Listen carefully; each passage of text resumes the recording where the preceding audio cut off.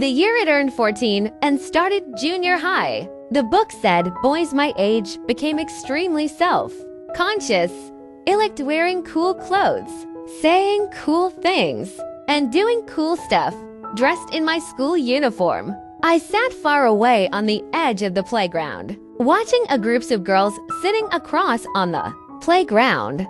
They were watching the basketball game, or rather, the boys playing the game. By junior high, girls had already begun to fancy athletic boys. Their screams made it obvious how superficial they were. It knew too long ed for those superficial girls to scream for me, but alas, the rubber shoes I wore weren't made for playing basketball, nor was as tall as the chubby boys. The bell for the end of class rang. The last period of the day was physical education. I crossed the playground to wait for Lisa at the entrance of class 4. We were neighbors and elementary school classmates. And even after starting junior high, we kept up the habit of going to and from school together. I really enjoyed visiting Lisa's house. She had a lot of comic books, and her parents bought her many books, of course. My biggest interest was the various fruits at her home. My family rarely bought fruits, but Lisa's family was better off. I remember the first time I visited, her parents offered me fruits, and although I was young, I felt somewhat embarrassed. Lisa's mother smiled and said she was happy that Lisa and I became good friends. Since then, I often went to Lisa's house too. Reviewing homework, Lisa came out, flashed me a meal showing her little canine teeth, and said, "You came out so early." I nodded, mentioning today's last period. It was pay. We walked side by side, not taking many steps before being stopped. Chubby rode up on his new mountain bike, its copper buttons on his denim clothes shining brightly, flanked by his close aides, Shorty and Skinny. It was well known throughout the school that Chubby fancied Lisa, but it was equally known how much Lisa detested him. I found it's odd how some people could be so shameless, persistent. Chubby's small eyes looked straight past me, fixating on Lisa. "Lisa, I wrote you a letter. Why didn't you respond?" Lisa's face turned red instantly. I didn't even look at it. Don't write me those things anymore. Chubby became angsty. You didn't even look? It even contains poetry from Yehuda Amichai. I couldn't help but laugh, thinking no wonder I saw Skinny with a poetry collection of Yehuda Amichai on his desk these past few days. I thought he had come down with a favor. It turned out to be for Chubby's sake. Chubby thought I was mocking him and glared, asking, "What are you laughing at?" I shook my head. "I'm not laughing, honestly. I was a bit scared of him." Chubby then said to Lisa, "Let me take you home. This mountain bike suspension is great. It won't be bumpy at all." Lisa's face turned even redder, and she grabbed my hand. "Let's go." As Lisa and I attempted to leave, Chubby grabbed the back of my collar, and someone kicked me in the leg. As I fell, Shorty and Skinny pounced on me, with Chubby directing them to beat me up. Lisa was shouting angsty sly, but the nearby students didn't dare intervene. Chubby was a well-known troublemaker in school, and his father had a reputation in society. Someone shouted that a teacher was coming, and they ran off. Before leaving, Chubby menacingly warned me, "If I see you with her again, I'll kill you." Lisa helped me up. I shook her off. My nose was bleeding, and what embarrassed me more was the unstoppable flow of tears. Being humiliated in front of everyone felt worse than death at this age. I didn't say anything when I get home. My parents saw the dirt and injuries on my face and just sighed. They were honing Saint people. I had been bullied when I was younger, and they had tried to seek justice for me, but were always brushed off with, "It's children's business. Adults shouldn't interfere." I was as home street as them, but today was different. I wanted revenge. A boy's self-esteem during puberty is stronger than an adult's, and the reaction to being hurt is more intense.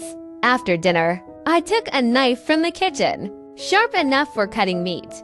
Is new CK out while my parents were not looking and headed towards the school? It gets dark late in the summer. Chubby and his crew often went to the playground to play basketball after dinner. If luck was on my side, it would be just the three of them. When I left the house, Lisa saw me through the window. She put down her bowling and ran out to catch up with me, asking what I was up to. I wanted to shake her off, so I told her I had left my textbook in the classroom. She was skeptical, but still refused to go home, insisting on following me. Suddenly, a sense of boldness surged within me. Well, if I slaughtered Chubby in front of her, it would also serve as her vindication. There's a construction site between my home and the school, where cement slabs are produced. To shorten the route, one decided to cut through the site, as the workers had gone like lie. Home by now, Lisa kept following me, trying to persuade me not to go to school, and offering to lend me her textbooks. She must have noticed something was off from the look in my eyes and the way I heeled my sleeve. I didn't listen to her and continued forward. At that moment, a man came towards us, possibly a worker from the site or maybe a security guard. His face was covered in what seemed like a layers of dust, making it hard to discern his features. However, the denim jacket he wore was of Avery modern design, which made me uncertain. He saw meds to be taken aback upon seeing me, as if he had witnessed something unbelievable. Then, his gaze fell on my right arm. My right hand was tucked inside my sleeve, clutching a knife. It saw meds as if he could see through my clothes. From his looks, I saw a mix of emotions, terror, elation, and disbeliefs all rolled into one. I tried to walk past him, but he urgently said, "Wait a moment. Young man, you're looking to seek revenge, aren't you?" I was started led and quickly turned to look at Lisa. Fortunate lie. She saw meds not to have paid attention to his words. Still looking at me, I've in depth and asked, "How do you know that?" He gave a bitter smile. "How could I not know, young man? You wouldn't believe anything else I say. I'm a fortune teller. I can see the future." Normally, I would scoff at such nonsense, but for some reason, I felt a strange familiarity and reliance on this stranger I had just met. He continued, "If you stab Chubby, he'll only need 10 stitches, but you'll end up spending a year in juvenile detention. After getting out, with a criminal record, you won't be able to find any job. You'll end up mixing cement on a construction site. Actually, you don't need to seek revenge. In a few years, Chubby is going to commit suicide by jumping off a shorty will work on a construction site and got his hand crushed by machines. With their futures so bleak, why bother getting angry with them?" I looked at him skeptically. His gaze met mine, and suddenly, like a movie trailer, a series of scenes flashed before my eyes. I was lining up for food in juvenile detention, looking as dispirited as one could be. Chubby, during his flight through the air, seemed rather graceful, but his landing was a complete mess. Although the scenes were in black and white, they felt incredibly close to me. The splattering blood and flesh saw meds almost to spray onto my face. I was started led and snapped back to reality, but the man had already left. I composed myself and told Lisa, "Let's go back. I've thought it over. Even if he's spouting nonsense, it's not worth it to end up in jail over that deadbeat Chubby." Lisa followed, her face a mix of confusion and panic. "What are you talking about?" Since then, I deliberately avoided Chubby. A few days later, he lost the mood to bother me. His father was killed in a conflict with other thugs. With the loss of the family's breadwinners and sources of income, Chubby suddenly lost his arrogance. He stopped playing basketball and treating people to meals skinny and shorty, seeing no more benefits. Also stopped hanging around with him. Chubby saw met to mature overnight and evening. Started studying seriously. Sometimes he would ask me for help with his studies, and I would usually assist him, though I'd refuse him curtly when in a bad mood. Whenever that happened, he would awkwardly smile and turn away. Lisa and I get admitted to the same high school, but Chubby didn't make it. His mother borrowed Ed money to send him to Approvate High School. Shorty dropped out, not having made it either. Before the college entrance exams, Chubby jumped from a building because he had ranked third from the bottom in a previous test. I was studying downstairs at the time and heard someone screamed. I looked up just in time to see a bulky body floating down, just like the scene I had seen that evening, with splattering blood and flesh, all too vividly red. Over time, my memory of the fortune teller image that evening became blurred, but the familiar scene of Chubby jumping awakened me. For a moment, I was dumbstruck. Was it just my illusion? Or was that man really an angel? I asked Lisa about it. She said she had noticed the knife in my sleeve that day and was terrified out of her wits. As for the construction site, she was to focus on persuading me to notice anyone else or that I had talked to anyone. I pondered it for a long time and couldn't figure it out until I read a books on psychology, which provided reasonable explanations. I hadn't actually met any fortune teller that year, nor had I foreseen Chubby's suicide. After witnessing Chubby's jump, I had fabricated the memory of that. Years or human memory is unreliable, especially the sequence of events.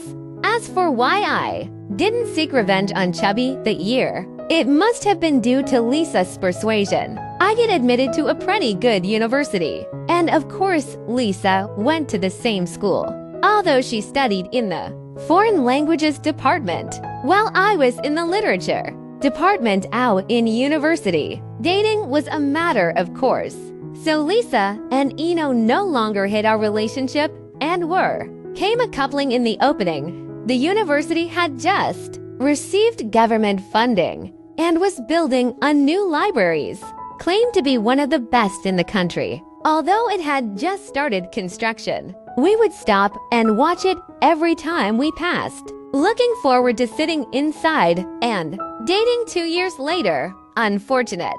The library was only completed 3 years later, by which time we had already started job hunting. Lisa, with her fluent foreign language skills, secured an internship at a multinational company. My major in literature made job searching difficult, but I managed to get into a magazine as an intern. Editor, reviewing manuscripts was exhausting, especially for an intern editor dealing with large volumes of low-quality submissions. Thus, I often took a quick nap after lunch to avoid dozing off in the afternoon. Many people in the editorial department had the habit of napping. Editing work, unlike physical labor, can't be done while half asleep. On a hot summer afternoon, my feet were uncomfortably sweaty in my leather shoes as I slept. Someone appeared in front of my desk, his face obscured as if through a misty patches, wearing a suit of poor quality, resembling cheap street market goods. His voice was filled with fatigue. This job isn't meant for you. You need to find another one. Suddenly, I read who this man was. He was the fortune teller, but he had aged since our last encounter. I had a multitude of questions for him, like the winning numbers for the next lottery draw. But I first asked the most pressing question. Why should I switch? It's not easy to find a job these days. This job might not be the best, but it's better than many others. He shook his head. This job isn't right for you. Find another one, or you won't have a future and might lose this job at any moment. I didn't bother with further questions and asked directly. him for the next lottery numbers. Can you tell me? He glanced at me. I didn't know which draws you. We're referring to. I scoffed. So I am dreaming, right? I heard that Shorty is doing well, making good money, and even built a new houses for his family. That's different from what you told me years ago. When people are extremely emotional, they can experience a split personality. You are my split personality. What I know? You know what I don't know. You also don't now, like the lottery numbers. You are just a tool to expose me. Regardless of how you came into existence, I no longer need you. Please leave. With a decisive slapping on the table, I woke at least 3 people, who glanced at me irritably before going back to sleep. The man was gone. The office cubicles were like a beehive, and I was right in the middle, except for the back. I was surrounded by cubicle walls on 3 sides. How could he have been in front of my desk? The most reasonable explanation was that it was a dream. Undoubtedly, during the internship, the school allowed us to stay in the students' hospitories. I had to take several buses, rides back to school every evening, so it was always late by the time I get back. Lisa's company shuttle bus had a stop near the school, so she always got back earlier than Edith. We were still students and dared not live together. The foreign company was busy, and editorial work hours were irregular, so we didn't see each other much. To save habit of walking, I always cut through the construction site next to the library to get back to the dormitory. The library had been completed, but a new annex was being built next to it, so the site was still a construction zone, just smaller and with a different construction team. One day as I was crossing the site, a security guard called out to me. It knew there was a sign at the entrance to the construction site saying construction areas, no trespassing, but they didn't mind students from our school. Showed my student ID and walked past. Bro, I'm a student here. He took a close and looked at my ID and then at me before exclaiming, oh my God, I really wasn't mistaken. In the dim light of the construction site, he took off his safety helmet and looked up at me with a smile. He was shorter than me, his face covered in dust, but I recognized him. It was Shorty.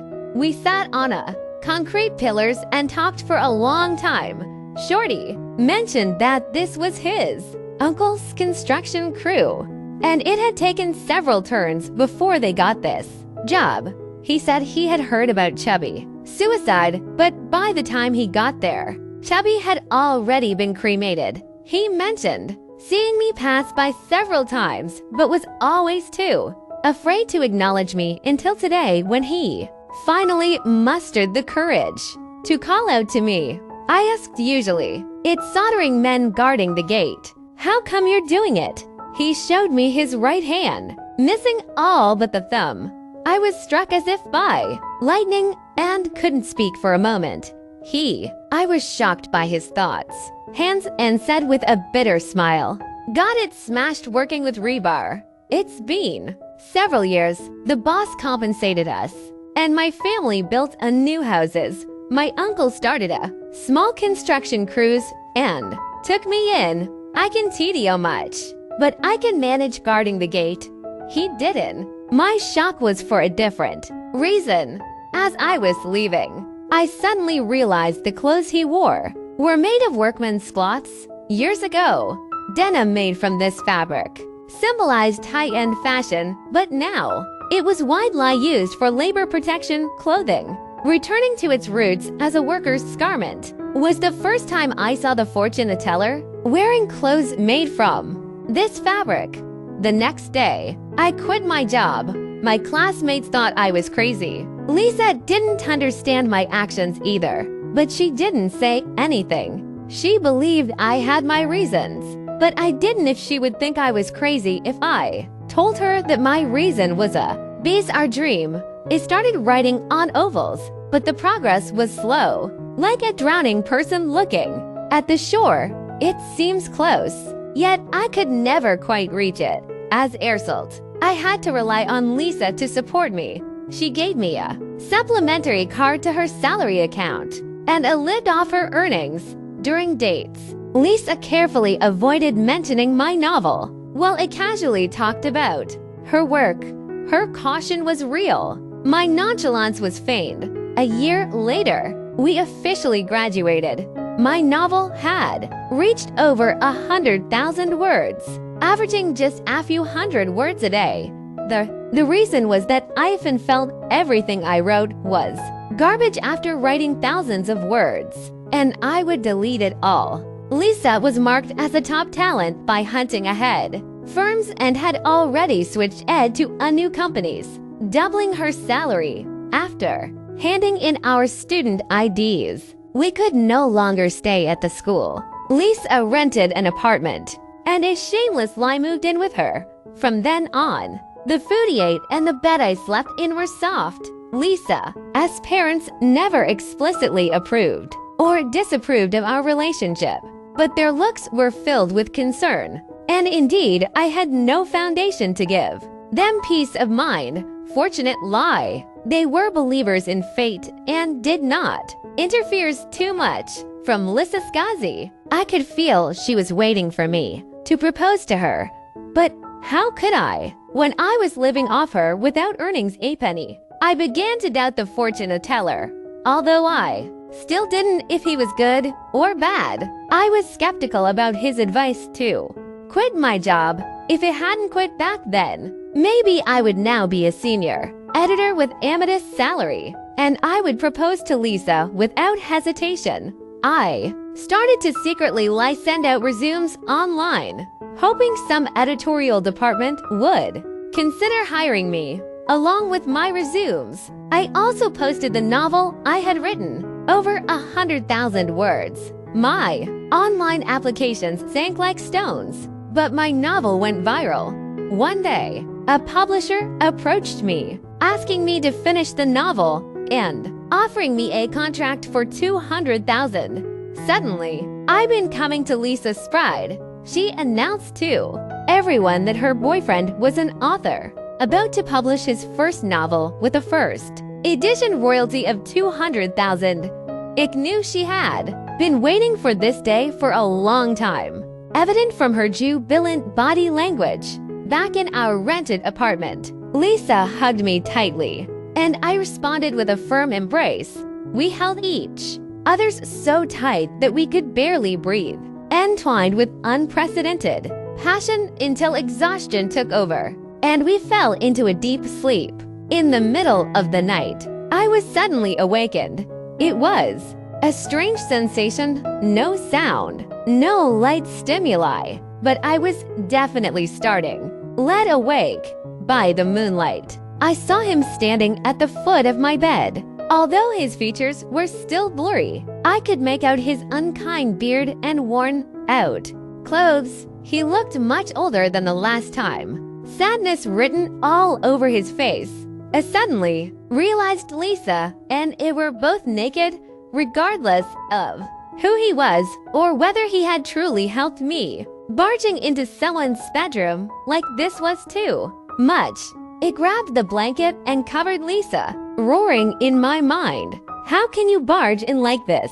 This is my home. My voice only echoed Ed inside my head, unable to utter a word. He was silent, his gaze on Lisa, the sadness on his face stirring.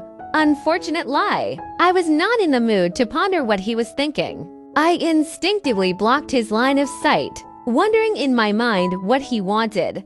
Finally, he turned his gaze to me. Please, don't marry her. I was stunned. This sobbing lie, omniscient mysterious figure has always been commanding me like an angel in front of me, but this time, he was begging me.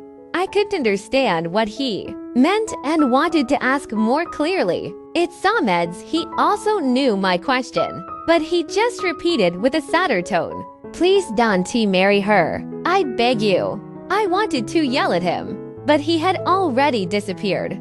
This was the first time I fully witnessed his disappearance, like an object moving too fast, suddenly leaving my field of vision. leaving behind only a faint images that dissipated. After a few seconds, he turned over and sat up, my movement too abrupt, waking Lisa as well. She asked sleepily what was wrong, and I said it was nothing. Then I noticed she wasn't covered by a quilt. I get up and checked the doors and windows, though I knew in my heart it was useless. Sure enough, the doors and windows were intact. I went back to bed and held Lisa, but could no longer fall asleep. My hesitation and procrastination displeased Lisa. She thought I would propose to her the next day, but even after a month, I had not spoken. She finally couldn't help asking if I didn't like her anymore. I had nothing to say. I couldn't just tell her I had a dream in which someone told me not to marry her. I could only say I was not ready yet. I need Ed to prepare mentally. Lisa's recent changes made me uneasy. She started getting close to her company's manager, a foreigner who had worked in this city for several years. Since meeting Lisa, he had always invited her to dinner, but Lisa had never agreed, always running home to cook for me. But this time, she accepted. After dinner, the foreigner drove her home. I went downstairs too, met her and saw them together. Back in the room, I asked her why she didn't tell me she was dining out. She retorted by asking when I ever cared about her. Angry, I threw a water cup, and the shattered glass pieces injured her feet. Seeing the fresh blood, I was terrified and carried her downstairs. Fortunate lie, the injury was not severe. The nurse simply bandaged it and let us go home. I carried Lisa on my back, and she cried all the way. When we got home, she still refused to get off my back, pressing her face tightly against it. "Why won't you marry me?" I shouted. "Who says I won't marry? In this life, I'll only marry you." My voice was loud because I wasn't just shouting for Lisa to hear. The fortune teller might have been right the first 2 times, but he was definite wrong this time. He thought Lisa and I wouldn't be happy, but I wanted to prove him wrong. No matter what happens, nothing can change the love between Lisa and me. A month later, Lisa and I had our wedding. Throughout the ceremony, I was uneasy, fearing he would suddenly appear out of here to now, stop me and ruin the wedding. Although from previous experiences, I felt others couldn't see him, and he never really used any means to make me follow his wished path. I still worried this time would be an exception. That night, his eyes, I don't know what Amin must have gone through to have such a looks. However, he didn't show up the day after the wedding. Watching the rising sun, I couldn't help but laugh. True love is invincible. Maybe I'll never see him again. After the failed prophecy, will he still appear before me? A year has passed, and Lisa Sand, my life remains blissful. The steady sales of my novels are good, and I've already started the 3rd one. Lisa and I bought that one a bedroom apartment. We now have real homes.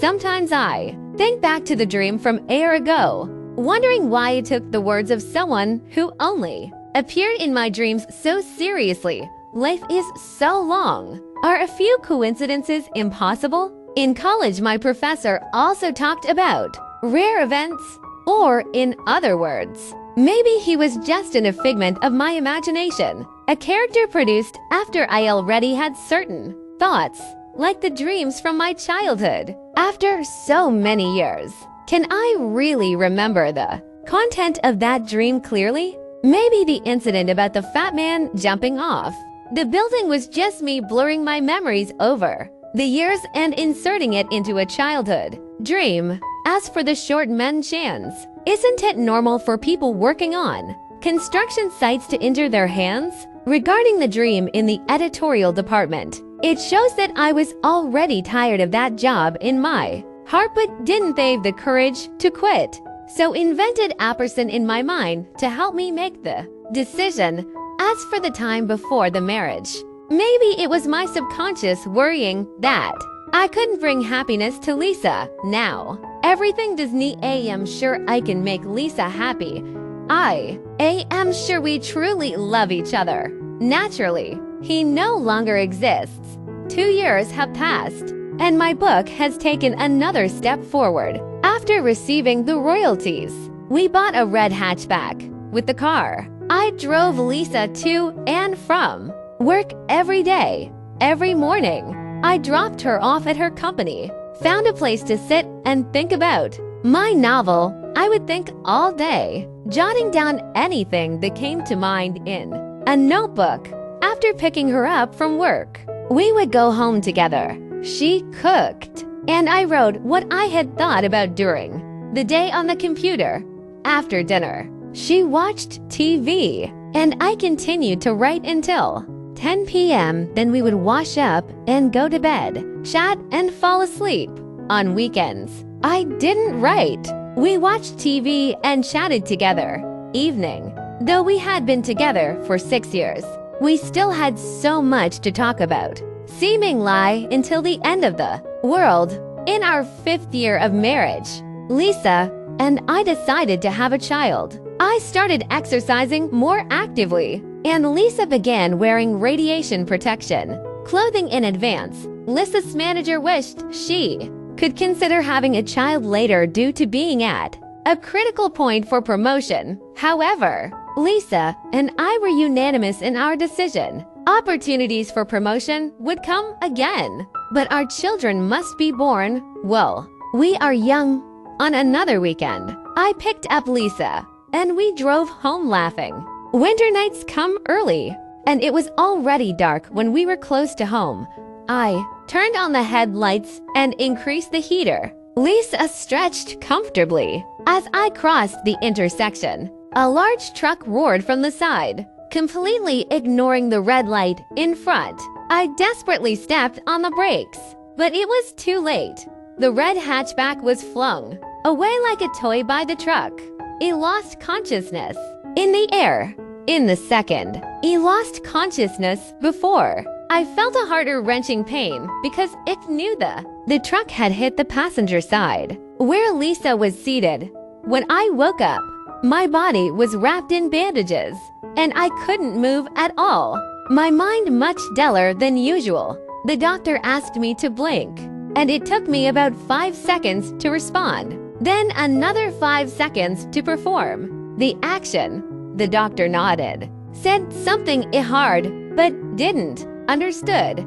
About 5 seconds later, I realized he told me I had a concussion. I didn't care about that. I asked about Lisa. He looked puzzled. I thought I had spoken, but actually, it took another 5 seconds before I heard my own voice. The doctor sadly shook his head. I am sorry. We did our best. After numerous fainting spells, I slowly accepted the fact. I refused treatment, wanting to follow Lisa as soon as possible. Finally, they came up with a way to keep me alive. My parents and Lisa's parents stayed by my bedside, telling me if I died, they would follow me. I couldn't bear such a heavy responsibility. I knew I had no choice. A year later, I was discharged from the hospital. The doctor originally refused to let me leave, thinking my condition was strange and I should continue treatment in the hospital. My brain was injured in the collision, not just the concussion initially diagnosed, but at deeper levels of damage. My thinking and response speeds are increasing slower, taking about 10 seconds to understand a sentence. The doctor speculated that if my condition couldn't diagnosed and treated, it might take 20 seconds or even a minute to understand something in another year. No one could predict how fast this would progress, but I refused further treatment. I returned to the home. I shared with Lisa. My first 3 novels were already very successful, and now because of my accident, the publishers heavily promoted them, letting people know it might never write again. My books became bestsellers as a result. The royalties were enough for me to live on. It gave the insurance company's compensation to Lisa's parents and my parents, then closed the door, refusing their visits. It knew my brains. Responses were becoming duller. Sometimes, when I wanted to drink water and picked up a glass, I would unconsciously glance at my watch.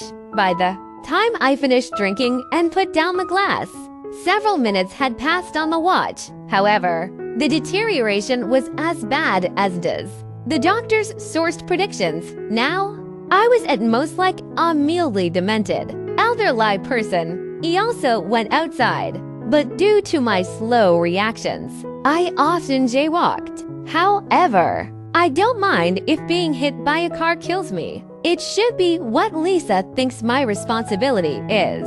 Has ended, call me to her. But it seems accidents only favored me once. Every time I can walk to the park and safely return home. One night, as I walked home late again, after having dinner outside, the owner of the small restaurant across the street is a writer of mine, sympathetic to my plight, giving this decadent, slow person enough patience. My face and body remain young, but I feel like an old man in his twilight years. Opening the door, I walked into the living room, directly facing the bedroom. Everything was normal as I passed through the living room. Then, I entered the bedroom and stood in front of the bed, where a naked men and women lay. The girl was sleeping soundly, while the boy saw meds to have woken up. He moved and then suddenly looked up. I knew he saw me. I stared blankly at the boy's face, taking more than 10 seconds to react to his words. How can you just barge in like this? This is my home. I recognized who he was, and, remembering read his words. My gaze shifted to the girl. Despite my blurriness, I still couldn't believe I saw Lisa. She was sleeping so peacefully, with a sweet smile on her lips and a flushed face from passion. Her young body so familiar and dear. It knew he was speaking again. And this time my sluggish brain reacted faster than his words because I already knew what he was about to say. What do you want? I remembered that night. Remembering how long I could only look at Lisa, my slow brain told me I couldn't look any longer. I had to say the most important things in the limited time I had. Please, don't marry him. I beg you. Intuition told me it should convey it in a better ways, but my brain couldn't quickly think of other words. Seeing his puzzled expression, I felt helpless and angry. Please, don't marry him. I beg you. I wanted to say more, but then I found nothing on the bed, and the bright moonlight was also gone. It was a cloudy day. I stood in front of the bed for a long time. I think I made a fatal mistake. I should have told him, please, don't buy a car, but I can't be sure whether Lisa's death was due to the car or being with me. Although, my brain's response speed is getting slower because I have almost infinite leisure time. I still can ponder many questions. I understand what I saw that night, but don't know what I saw in my childhood and at the editorial office. I need to think slowly. I'll figure it out eventually. College classmates came to visit me, but it turned him away. He was N.T. in the same department as me. He studied computer science, but we were good friends. To fulfill credit requirements, I took classes in the computer science department, and he took classes in the literature department. We copied from each other during the final exams. He said helpless through the door that he wanted to help me. I told him no one could help me. He left. But before leaving, he left a gift for me. The latest model of a laptop filled with many games, all of which we loved to play in college. I know he wanted to awaken my love for life with memories. I can't play real time control games anymore, but I can play turn-based strategy games. So, the latest computer is a waste for me. It takes me tens of seconds to decide on the next move, while the computer's dual-core CPU wastes In my sluggish brain, I recalled some computer courses I had taken. I finally saw him again. But this time, I was no longer surprised or excited. I knew he would appear again. He looked much older than me, but was excited, which surprised me. I thought I would never have such an expression again. When he appeared, I was playing Monopoly, Lisa's favorite game before she passed away. Didn't stop my actions because of his appearance. Maybe because I could end Trek that fast. He watched me play for a while and said this was his last time visiting me. Know his thinking speed must be slower than mine now.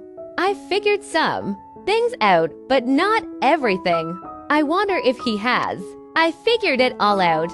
I asked why it was the last time. Is it because of your brain will respond even slower later, so you can't come? He took a moment to ponder my words, then shook his head. There's no later. You and the Eerie no more. The you now, and the me in the future. Why can I see you, but others can't? Because I'm not in front of you. I'm in your brain. Know he must have figured it out. So I must ask from the beginning.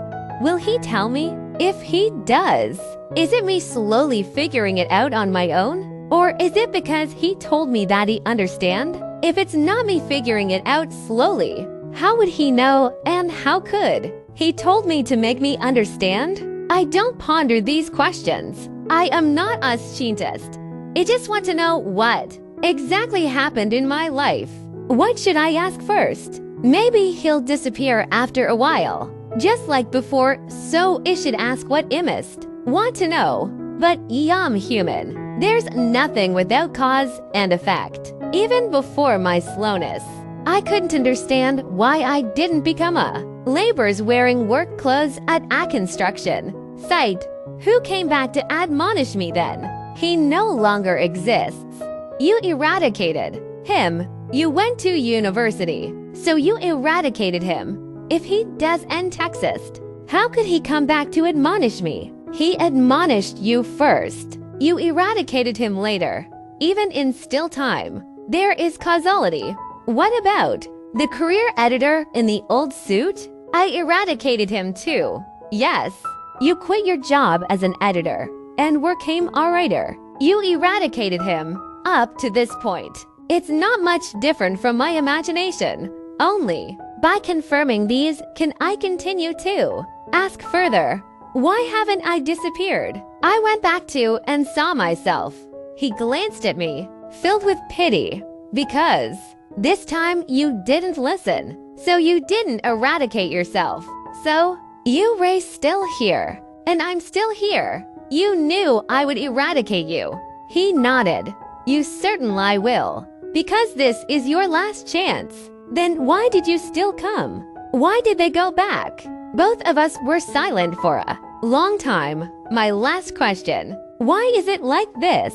He stroked my computer. I used to love playing StarCraft. And it was because of Lisa that I liked Monopoly. The balance among StarCraft's 3 races is true. I remember 8 classmates playing together, evenly matched. I didn't interrupt him, knowing it shards for him to organize long speeches. I need Ed to be patient. After a while, he continued. StarCraft was played by everyone at the same time, everyone entering different commands, but the computer could respond to them all simultaneously.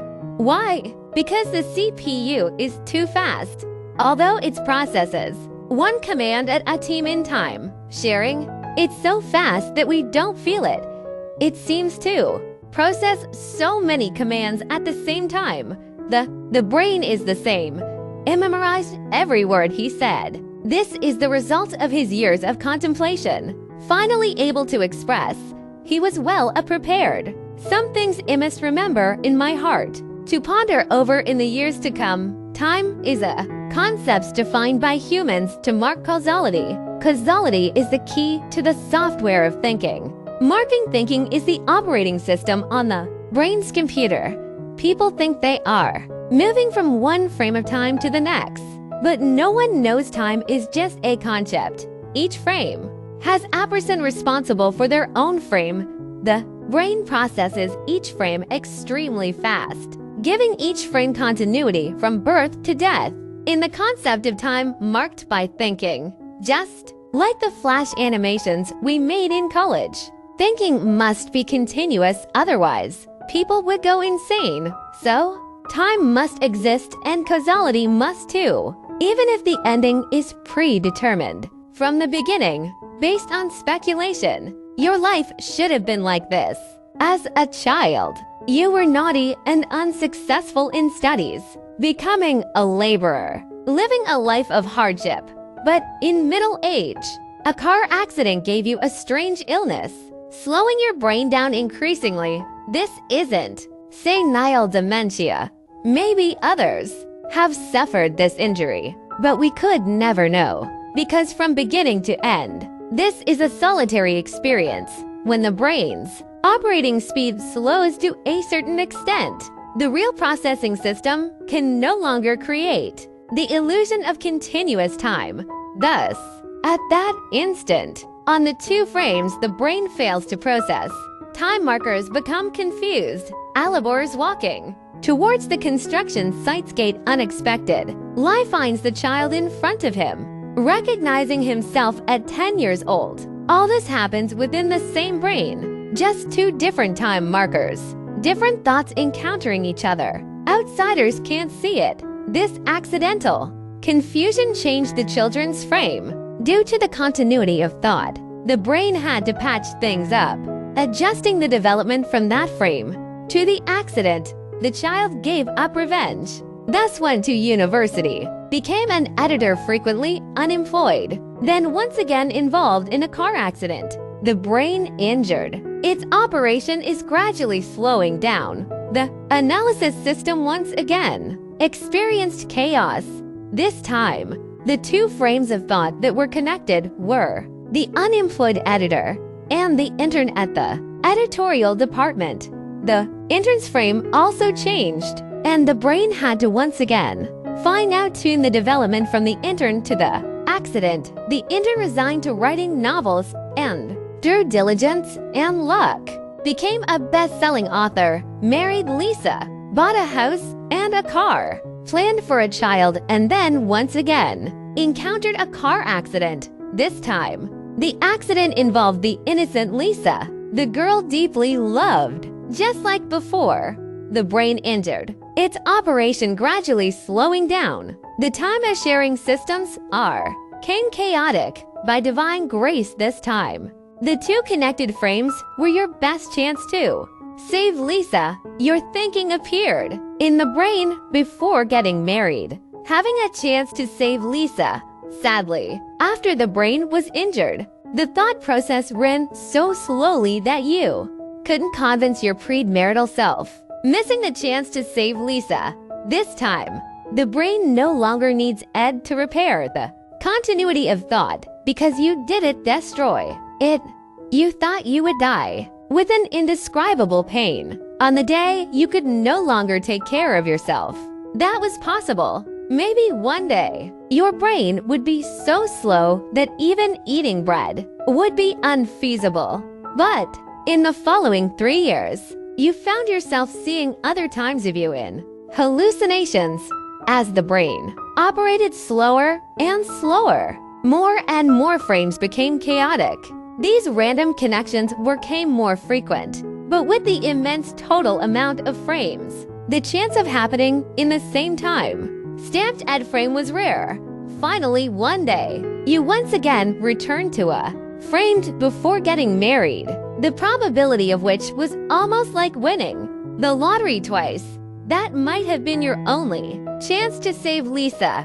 Regrettably, at that time, you hadn't figured out all these, so you were still unprepared. You couldn't persuaded her. Nothing changed. It took him a whole hour to say all these words. It took me a whole day to understand them. By the time it really stood under, he had already disappeared. It knew our connection had ended, though the brain was slowing down. The time-sharing system was still maintained. Any two frames couldn't been a state of chaos for long. He didn't say why he came. but I had stood under everything. He was right.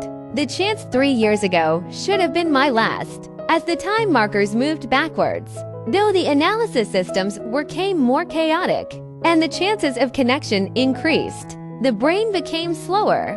Maybe by then, even if I was lucky enough to have another chance to connect to the pre-marriage thoughts, I might not be able to utter a word in the next month. I figured out a lot. Why were the previous connections so brief, but the last connection so long? That's because my previous thinking was before the injury, and pre-injury thinking operated fast, recovering quickly after becoming chaotic. That night, the two frames of my thinking were pre- and post-injury. Therefore, to the pre-injury four-dimensional frame, that meeting saw meds longer than before. But for the post-injury for a dimensional frame, the meeting time was now here near enough to say what I wanted to say. And this last connection, both for a dimensional frames were post-injury, running slow. The brain gave us precious time, allowing him the chance to tell me all he had thoughts of. I must not let him down. We both know, for Lisa, we don't care about being erased. 3 years, I prepared desperately. I called my attending physician, who thought I wanted to return to the hospital for treatment and was happy to see me. But I asked him for the photos of Lisa at the time of her death. He thought I was insane.